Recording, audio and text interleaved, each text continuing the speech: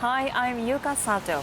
This time, I'll be meeting a chef at an Italian restaurant that's said to be the hardest to get a reservation to in Japan.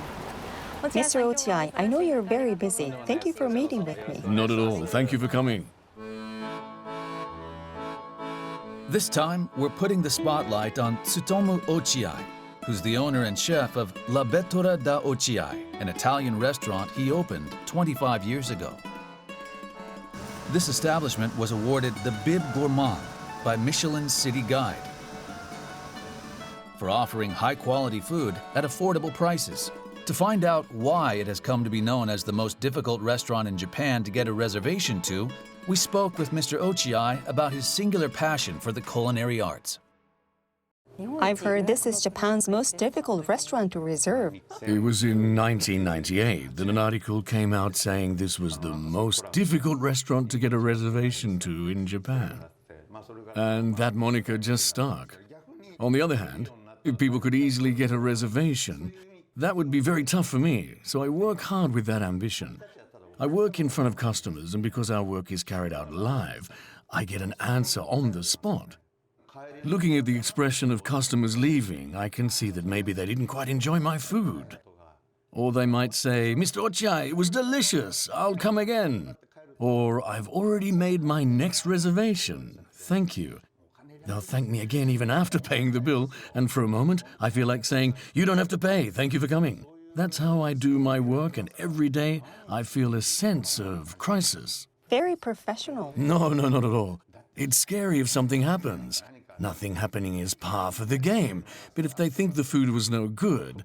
This is a crude example, but in baseball, players that hit 300 are great batters, right? Yes. If you get 3 hits and 10 at-bats, then you're a 300 hitter. But what if you made 10 meals and only 3 times people said it was delicious and the other 7 they said it wasn't?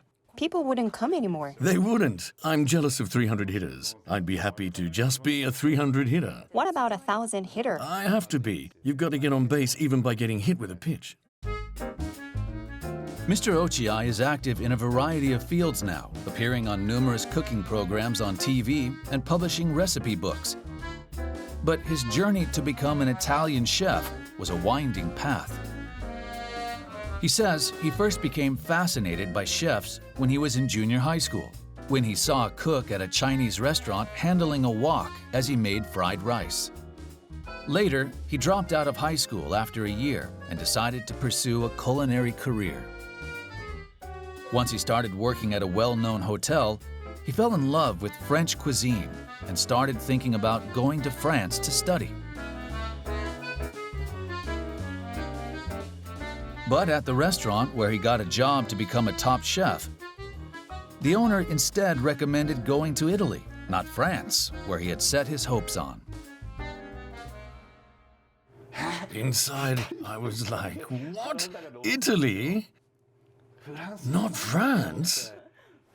I went to the library to do a little research, looking at all kinds of cookbooks. I then found out that the origin of French cuisine was in Italy. We were cooking without even knowing that. At the time, everyone was into French cuisine and made fun of Italian cuisine. I was shocked, and I felt lucky to be able to go to the source to study. He ended up living in Italy for 3 years, training at numerous restaurants. Every day, he strived to absorb the techniques of Italian culinary professionals.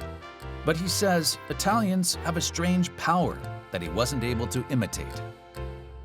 I probably shouldn't say this on TV, but wherever they work, I felt they were a bit sloppy. From my perspective.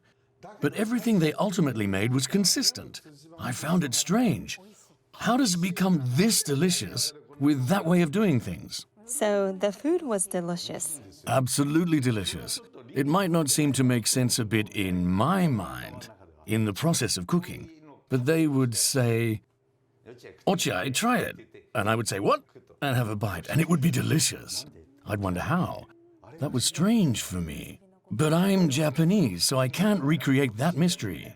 That's why after coming back to Japan, I pursued Italian cuisine, strictly abiding to theory. So when you came back, you had completely switched from French to Italian cuisine. I had turned into an Italian.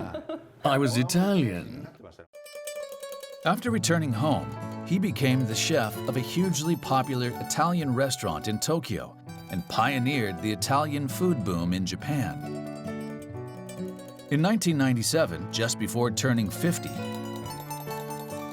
he opened La-Bettola da Ochiai. It achieved success, but that hasn't stopped him from pursuing his ideals as a chef. People often talk about being particular about ingredients, and I think, wouldn't it be wonderful if you could make delicious dishes with ingredients sold at a supermarket? If you could make high-end dishes. I don't believe you can't make dishes without things from this place or that place. I want to become a chef that can make great food as long as I have ingredients. That's what I've always wanted to be, and I still haven't, because there's no limit to the knowledge and techniques I can acquire. So you have no goal. At the same time, I've learned all this knowledge until now, and in a certain sense, I want to pass on techniques in some form to the next generation. This time we cheered on Chef Ochiai, who took Italian food in Japan to new heights and continues to passionately cook up new culinary creations.